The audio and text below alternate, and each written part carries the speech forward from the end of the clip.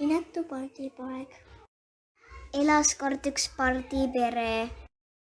Mõnedes sündisid pojad, aga üks muna oli teistsugune. Teda kutsuti inetuks pardipojaks. Oli üks talu, kus pardipere külla läks.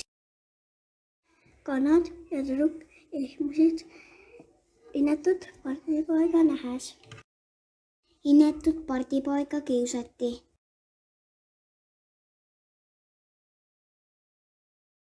Ta põgenes metsa. Metsas elas ta 2 metspardiga. Jahimehed tulid ja võtsid metspardid endale.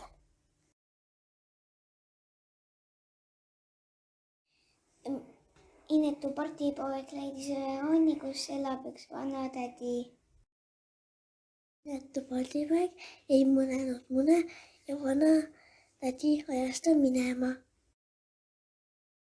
Inetu pardipoeg läks metsa ja veetis seal kogu suve.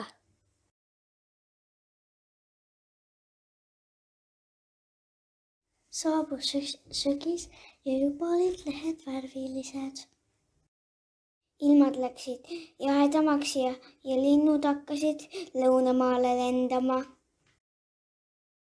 Inetu pardipoeg imetles linde. Saabus talv. Oli jäässe kinni ja üks mees tuli talle appi. Talumees viis inetu pardipoja koju. Kevadeks oli ta ilus luik. Inetu pardipoeg nägi veepeegeldusest, et ta on luik. Hea süda ei ole kunagi uhke.